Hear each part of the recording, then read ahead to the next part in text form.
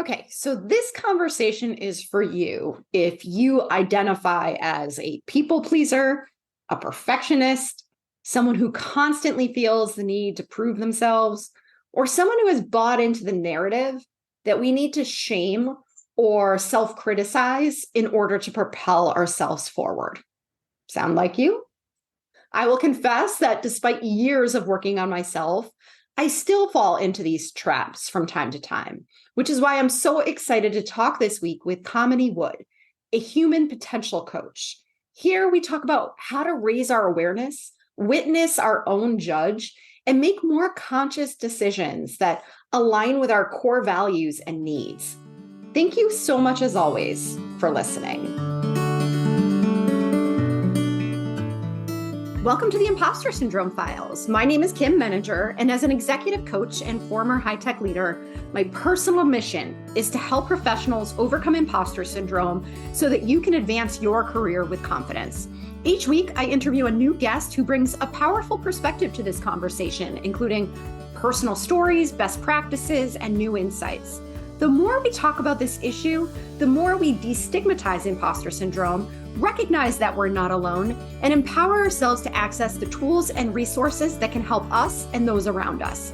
Thank you so much for listening and for sharing with others you think would benefit from this conversation.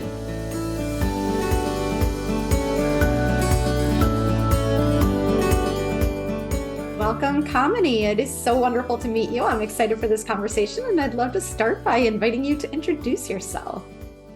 Well, first of all, thank you for having me and allowing me the opportunity to have this conversation with you. I am what I refer to as a human potential coach. And what that really means is I am working with individuals one-on-one to help them understand themselves on a deeper level. My work is not about diagnosis. It is about understanding, because I truly believe that when we understand ourselves on that deeper level, we come from a place of curiosity. We can move ourselves forward, whether it be professionally or personally. Truth is, both of those things are very intertwined. So that's really who I am and what I do. From a professional basis. On a personal basis, I'm also the mom to 5. My oldest is a 22-year-old ballerina, and then I have a 20-year-old Division I athlete who's in college, a 17-year-old. So she's getting ready to look at colleges or apply to colleges, a freshman in high school, and then a 10-year-old. Busy, my goodness.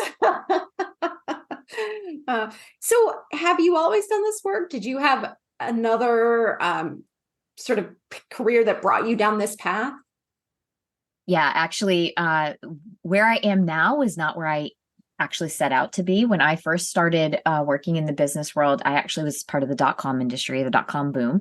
I started off being hired as, I thought that I was hired as a product manager. I was actually treated more like an administrative assistant for the team. And so I had to kind of dive deep into my own knowings about myself. And I quickly rose from that role into running the project management office for the .com at the time. From there, I went on and I actually ended up building and running my husband's law practice for about 15 years. In both of those roles, what I found that I truly enjoyed was working with people and helping them understand what it was that they needed. So in the project management space, you're really working on how to get these projects done. But what we forget is that it's also about the people. The people are what's going to drive the projects forward. And that's where I really, truly enjoyed my work. And even in running the law practice, it was about the employees and understanding what they wanted to accomplish. So we made sure that we were offering them opportunities to continue to grow. Likewise, with the clients understanding what they were wanting out of their situation. Again, that's where I kept finding myself over and over again from a professional standpoint.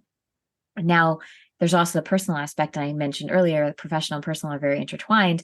I live and breathe that. So from a personal perspective, I was going through, as I said, I'm a mom, and I was watching my kids start showing up as people pleasers and perfectionists, and how it was starting to hold them back.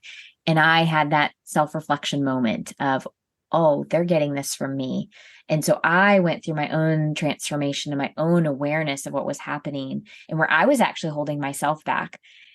And so after I went through that, I realized that, what I had been doing professionally and what I kept being drawn to was not the business side of things, it was the people side of things. And I had this personal experience now, and that's actually what I was being called, was bring those two worlds together and work with people one-on-one to help them understand themselves better so that they can move forward. I love that you call out the importance and often the neglect of the people in any work situation, right? Because you can have the best project management in the world, you can have all the greatest goals, but it's your people that are going to drive them. And if your people are not developed and nurtured and cared for in appropriate ways, then you're always going to fall short of whatever it is that you're setting out to do, right? Yeah. Yeah. It's the understanding of what your people need, where they are, where might they need support, what they can bring to the team. I mean, oftentimes one of the things that I end up talking a lot about with my clients is just burnout.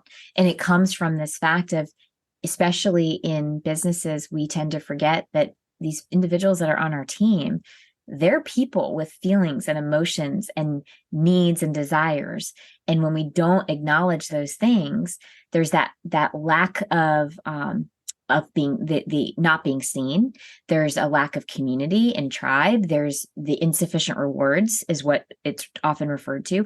All of those things will contribute, and those individuals will end up on that road to burnout because they end up overgiving and keep giving, striving and striving and striving, and they're never really getting what they need out of it. And so we're finding a lot of businesses are dealing with employees who are burning out because of that mere fact that we're forgetting that these are individuals who do truly have needs and desires and emotions, and they're bringing those things to work. It's not to say that they have to be vulnerable at work and wear that throughout the day, but if we can have empathy for it and we learn how to build empathetic leaders, we can move so much further. So what do you see as the breakdown? Because we are talking in large part about high achievers, right? We're talking about people who want to bring their best selves to work. They have high expectations of themselves and they are going and going and going. So where's it breaking down? Where does the challenge show up? I think it can be a multitude of things. So one of the things that I think high achievers really struggle with is a false belief that they have to prove their worth.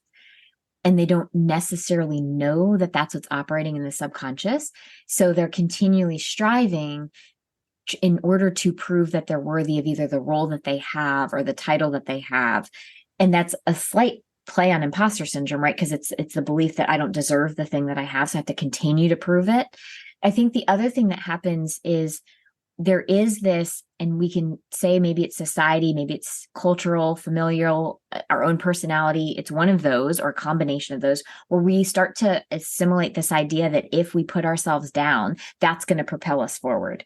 And so there is that self-criticism aspect that contributes to it as well, where we almost shame ourselves thinking that that's going to help us achieve. And that actually keeps us from achieving, because at some point, we're going to internalize those negative thoughts about self. We're going to internalize that shame, and it's going to plateau us at some point. Most of us high achievers have learned, and I happen to be one, we've learned how to push through, but we get to a point where we are stuck, we're stagnant, because that shame will just cap us out at some point. So we have to start understanding that shame isn't the thing that moves us forward. If we can lean into things like self-compassion and kindness over judgment, that's what's going to actually push us even further.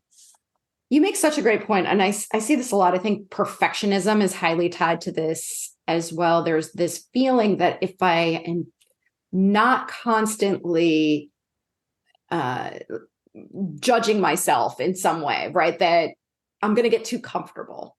That, I that inner judge to keep me going. And you're absolutely right that it's the opposite of that, right? Because our brains believe what we tell them. So yes, yeah. I always say that our brains are not fact checkers, right? If you tell yourself enough times that you're not good enough, you will believe that at some point. And so I wonder, and obviously this is a complex issue, or we would have solved it already, but curious how you think about breaking that cycle? Is there a first step? Is there a way to think about this? Because so much of this, like you said, is so deeply wired into us based on our personal experiences. And most of us have been doing this to ourselves for a very long time. If we want to make a change, how do we even think about going about doing that? That is such a great question. And I know that I've even used the metaphor, even with myself, of the fear of if it's like the metaphor of your foot on the gas pedal. And if you take that foot off of the gas pedal, everything is going to stop. When in fact, if we release our foot off of that gas pedal, the car still coasts. It only stops if we press the brake pedal. And we forget that. We continue to tell ourselves, no, as soon as I take that foot off the gas, the whole thing's going to just come crashing down. It's going to totally fall apart. And so the step that I talk about is allow yourself maybe to take that foot off of the gas, just release it ever so slightly. You're going to notice that you're still moving forward. And how do we do that? It's bringing these things to the awareness. Start naming those thoughts that we're having. Say them out loud so we can be our own witness. Because a lot of times, it's like you said, it's so deep ingrained. It's on autopilot. We don't even know that that's what's operating. So if we can actually say these things out loud, and it's the same thing with shame. When working through shame, one of the things I always say is it has to be witnessed. And the way that we can witness it is speak it out loud so that we can actually hear it with our own ears. So if we start hearing what that judge voice is saying, or we start hearing what the inner critic is saying out loud, we can now step into observer mode and say, wow, first of all, that's really cruel. It's really mean. And how is that actually going to help me here? Like, that's the second part of that question. Because really, when we start asking that curious question, it's like, what is that negative thing when I'm calling myself all of these names? How is that helpful right now?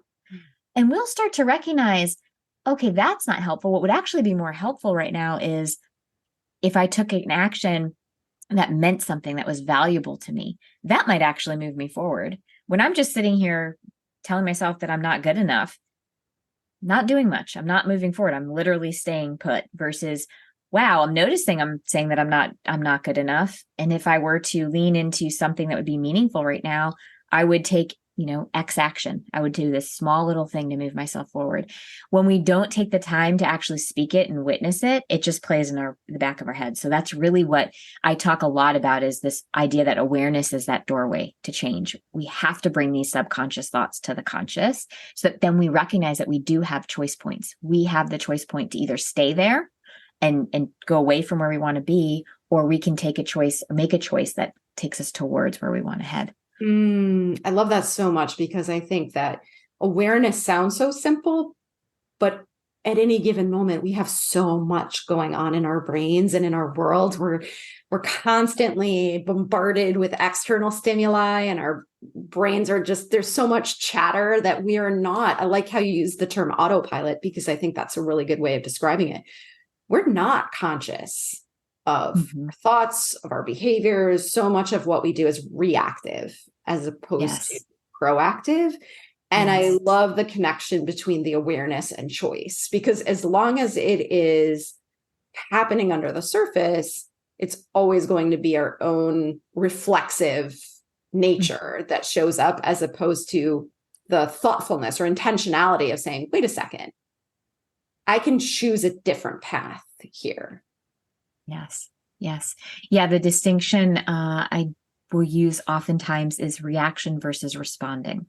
So reaction is exactly what you just said, where it's that reflexive. It's just by default, that's where we go. That's reacting, versus slowing down, recognizing we have a choice. Now we're responding. Now we're being generative with where we're headed.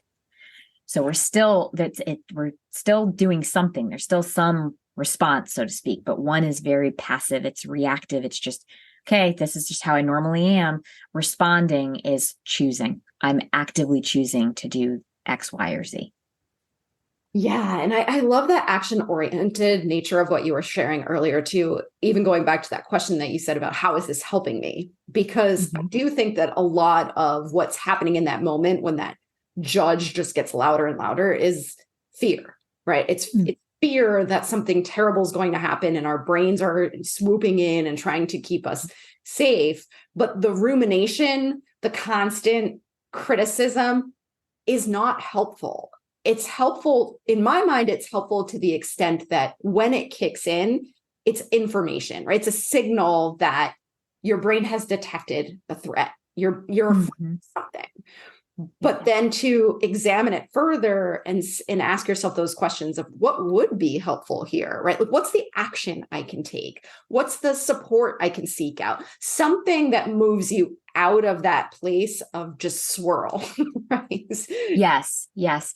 And you're right. I think we are, as humans, I mean, we're survivors. Like, that's what we're meant and built to do, is surviving. And what we're talking about here is moving into thriving, right? Where we're not just about survival, we're also trying to move towards thrive.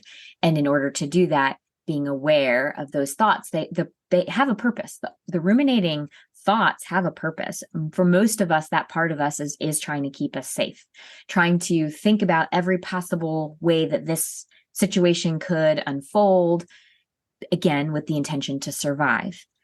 If we slow it down, how is this helping me? What am I gaining from this? Now we're shifting into that intention to thrive. What do I need to dial into or lean into to thrive, to move myself forward? Because just sitting here in this spinning thought is just keeping me alive. Yes. But I want to actually live. That's the distinction. Yeah. And I think that's a really great way to say it. And, I feel like there's a lot of this that's so biologically hardwired into us, as we're talking about, right? Like, those negative responses, they're habitual in the sense that I think a lot of them get established at times when we have less power, less self-awareness, less control over our environment. And then they become so second nature that we don't question or update them. But they're also part of the way our brains have just evolved in order to keep us safe, as we're talking about. But because of that, I always think about the opportunity that exists to be more proactive about inserting new habits. I don't think the positive things that we're talking about are necessarily going to be second nature. We can't rely on our brains to serve up the positive, right? Right. It's just not how they're wired. And so when we think about the fact that we're all really busy, that we're all creatures of habits, the habit that we, strive for efficiency, think about introducing new ways of thinking in sustainable, more realistic ways? Are there like bite-sized things that people can do? Because I know sometimes when we're talking, it might sound like I just have to completely change my entire approach to living, which just does not feels overwhelming, right? Exactly. It's not going to happen. No, that's such a good point. And yes, you're right. There's the biology. I think there's really we have beliefs, biases, and biology. Those three things are what are going to affect us and how we see things and how we operate. They tend to also affect our emotions in general, just how we feel about things. So when we're breaking this down, you're absolutely right that we can't just say, well, let me just change my belief system that's been there for years. And we have to break it down into smaller bite-sized pieces. My go-to is start with, what are your core values? What is the most meaningful thing for you in your world today, right? Our values can change over time, but just find those core values, and then you can take those and you can also ask, what are my core needs? And those things can actually start guiding you into what intentions you're going to be setting for yourself. And then with those intentions, you break them into smaller pieces so that you can continue to move through. And as you break those into smaller pieces, you're going to start self-affirming. Like, that's where your self-affirmation comes from, because you're doing this in small pieces. So you're not changing a belief like full-fledged. Instead, you're changing little parts where, for instance, just starting to become more mindful and present. That could be of the first intention is, I'm realizing that I spend most of my time worrying about the future. So my bite-sized switch that I'm going to make for myself is, I just need to be more present. How am I going to do that? I'm going to check in with myself multiple times a day and just notice what my five senses are experiencing. That's a great mindfulness tool, is just dial into those five senses. So I'm at a red light. What do I hear? And just dial into that. Oh, I'm walking down the street. Taking my dog for a walk. What do I see?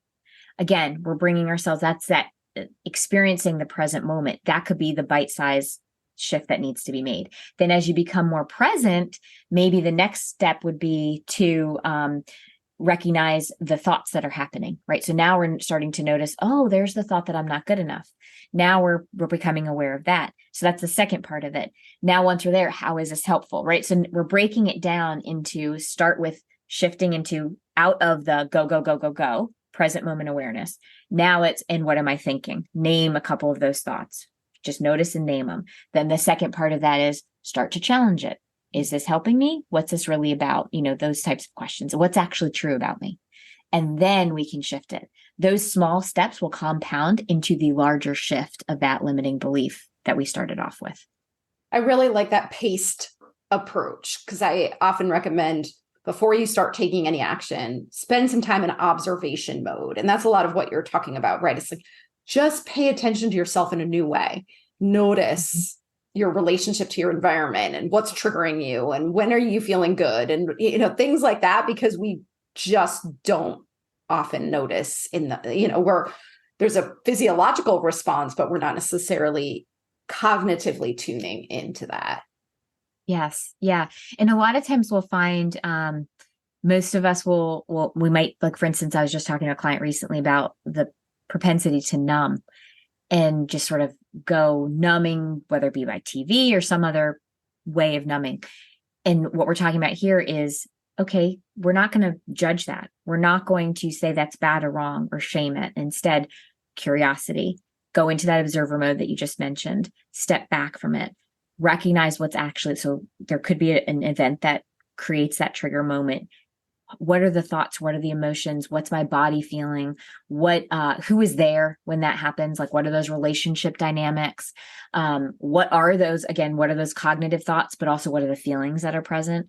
Just paying attention, because when we do that, now we're shifting into that awareness place. And then we go into that paced approach of how we shift it. Yeah. And I want to go back to what you said earlier too, about starting with your core values and your core needs. And whenever I think about core needs, especially as it relates to women, but certainly for any gender, it can be hard to access that. I think core values might be a little bit easier to access, but when it comes to needs, I think we tell ourselves lots of stories about what we quote unquote should need, or we suppress our own needs because we're taking care of others. And so I wonder, how do you even crack open, that safe that these things have been stored in? Because I think that a lot of it is, I should just be grateful. Sometimes we tell ourselves that our needs are inappropriate in some way. Yes, that comes up a lot, where the response for the work around core needs and identifying them, there's a real fear of maybe being perceived as needy. Like, oh, I can't have these needs because now I've become needy. And if you're a high achiever, that's one thing we don't want, is to be considered needy. We want to be the one providing and doing and producing. So there is almost like this door that's been shut on those needs. And when we do take care of others, we tend to overfunction and make sure that they're okay. I happen to know this as a people pleaser. We don't identify what our needs are. And so really the work around that is to slow down and to beyond, I need food to eat and I need shelter. I mean, yes, those are basic human needs. It's, what do I specifically need in order to continue to move myself forward? So is it, I need to be heard, I need to be respected, I need to be able to share my opinion without without being judged for it. I need to be seen as a big one. But it's really important to slow down. And there are several lists out there, but really start asking, what do and we do this in context of on our own and also in a relationship. I think a lot of times we forget that it's important to name our needs even in a context of a relationship, so we don't end up in that codependent dynamic rather than that interdependent dynamic. The issue when we are up against that part of us that says, oh, I can't do that, or I shouldn't do that, it's important again to start saying those things out loud, to start noticing it. Is it really true that I can't have my needs? What is this part of me that doesn't want to specify what my needs are? What's that part trying to accomplish? Because then we start understanding that part might be fearful of being rejected, a lot of times we're afraid to say what we need because there's a fear that somebody else might not agree with it, might reject us, might abandon us, because as humans, we're relational beings. So there's such a big part of us that wants so badly to not lose those other people in our lives. And there's this fear that if I say what I need, they're not going to be okay with it. Mm-hmm. And that's where we have to start going within and saying, if I don't specify what my needs are, am I even showing up with this person in an authentic way where I'm having a true relationship, or is it just a masked version of myself? Also, the counter to that as well is, if I can't state what my needs are, is this really a relationship that is beneficial to me in the long run? I think those are such important points, because for those of us who identify as people pleasers, right, there is that sense that when you dig deeper into it, the relationship you have is with your masked self, not with your authentic self, right? And I wonder, because I think that this also leads into conversations around boundaries, which are always so challenging to not only create, but stick to. And I wonder how you think about that in connection to this needs conversation. Oh, they are so intertwined, because you're absolutely right. Once we say what our needs are, it is so important to be able to communicate what's okay and what's not okay. And that is the essence of what boundaries is about. It's being able to communicate what works for us versus what doesn't, and being okay with sitting in that uncomfortability where somebody might not react the way that we would want them to. It's reminding ourselves that people who are meant to be in our lives will sit with that uncomfortability and work through it with us until we come to that common ground. The people who aren't willing to do that, first of all, were the people who were benefiting from our lack of boundaries in the first place. And second of all, it invites us to ask ourselves, are we growing with that relationship, or is that relationship not actually healthy for us? And all of this starts off with saying what our needs are. And that's why I say it's usually the case where we are so adverse to stating what our needs are because we're afraid of what the repercussions will be in relationship to other people. Boundaries themselves, though, allow us to have healthier relationships in the long run, because we're being who we need to be, and we're allowing the other person to understand what it is that we need. So now when we're in relationship, it is a truer, more authentic relationship where we are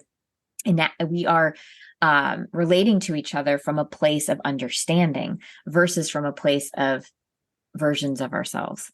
It also invites the other person to share what their needs are, right? So as we're communicating that, the other person can do the same thing.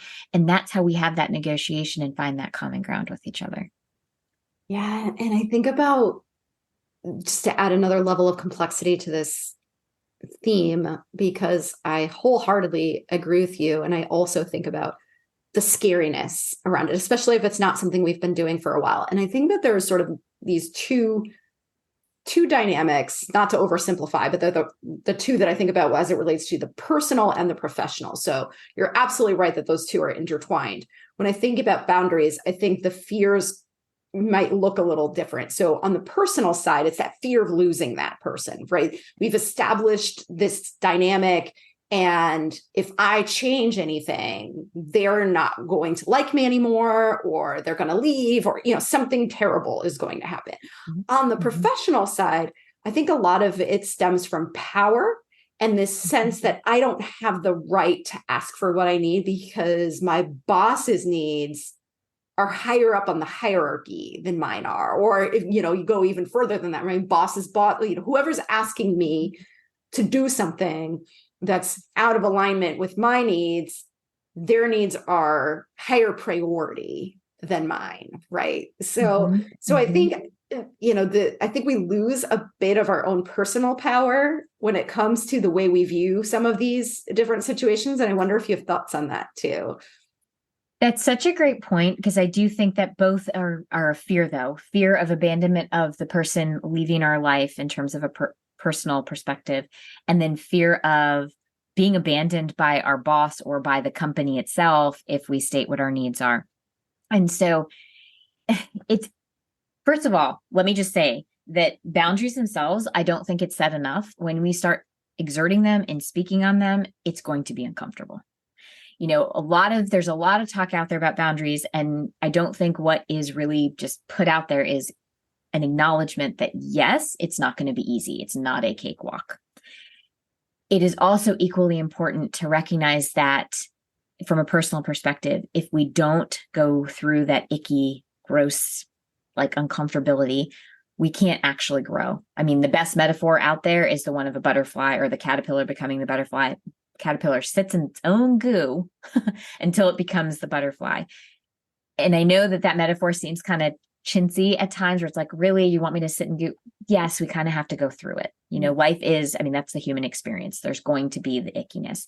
On a professional side, I do think that there's it's slightly more nuanced, because there is, most of us have to work for a living in order to provide for our family. So that fear of doing something, setting a boundary that could potentially, keep us or allow us to lose our job or lose that livelihood, essentially, is extraordinarily scary. So it's important to recognize that.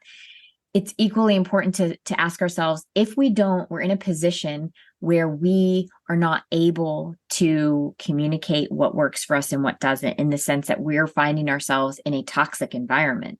That's the invitation to say, maybe this particular environment's not meant for me. And while I'm here, I can still look for another opportunity where I can voice what my boundaries are. That's number one. The second one, on a personal perspective or a professional perspective, is to just step back and ask, what do I feel comfortable, discussing, and do it again, break it into smaller steps, because sometimes the big boundary feels too big from a professional standpoint. So can you break it down into smaller? Again, we're going to the smaller bite size in order to move our way towards potentially getting, because the thing about boundaries, it's like the metaphor that I use that for boundaries is it's like throwing a pebble into the water, and there's all the ripples, but eventually the water calms back down.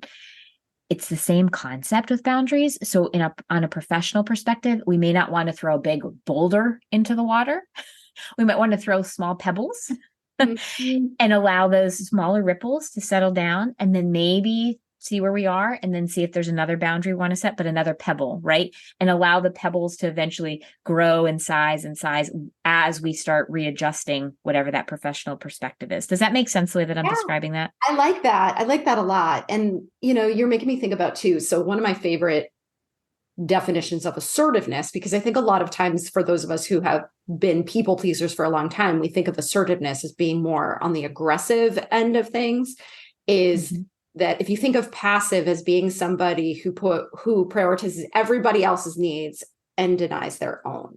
And if you think of somebody as who's really aggressive as prioritizing their own needs over everyone else's, I'm just going to steamroll over you to meet my own needs.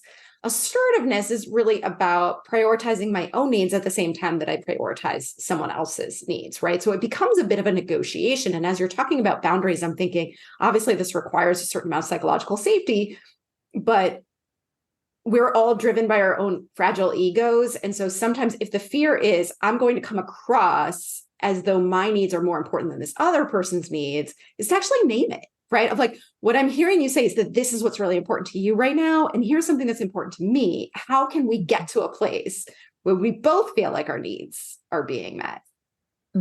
Exactly. And now not only are we exerting boundaries, we're also demonstrating effective communication. Exactly. And it doesn't look like I'm dismissing you, right? Yes. I know that there's something that you want here too, and I'm inviting you into a conversation where we can work this out together. Yes. To be fair, those of us who can bring that into even our parenting, it's helpful.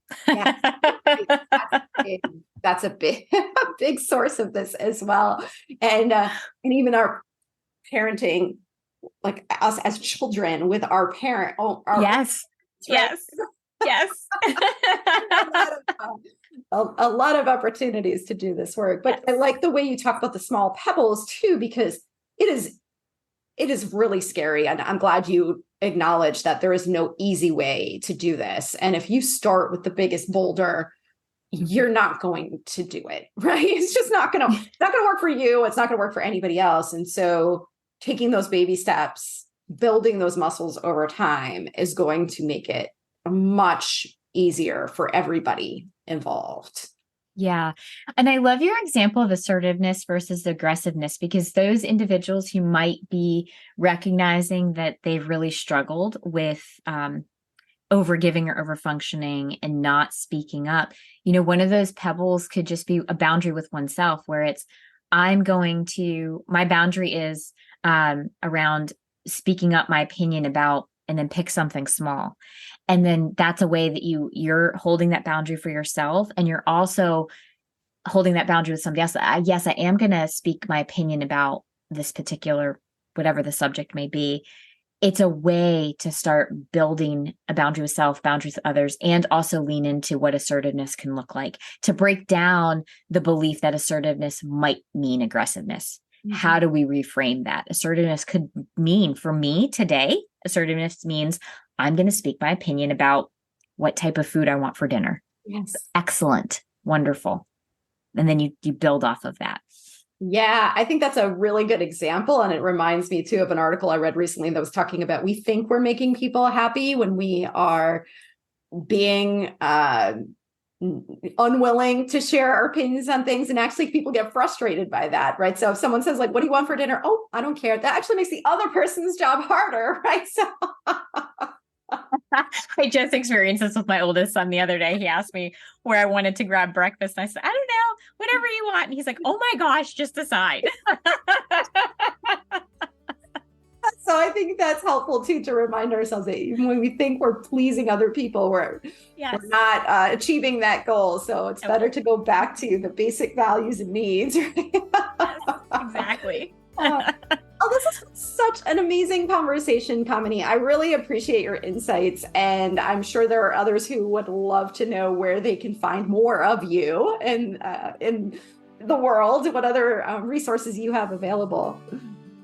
They can find me on the web at kaminiwood.com. And as a matter of fact, if you hop over to my website, there is the ability to download a free ebook on limiting beliefs. So in case that's helpful. And then also I'm on Facebook and Instagram under the handle It's AuthenticMe. I love it. Thank you so much for being here. I so appreciate your work and having the chance to have this conversation with you. Thank you for having me.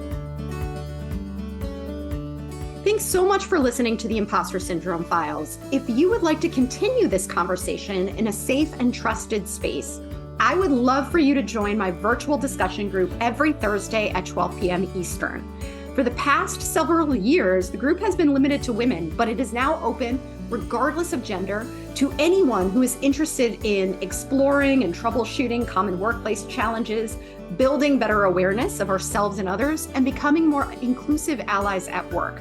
Check out the show notes for more info on how to find us, and please join us next week for another episode of the Impostor Syndrome Files.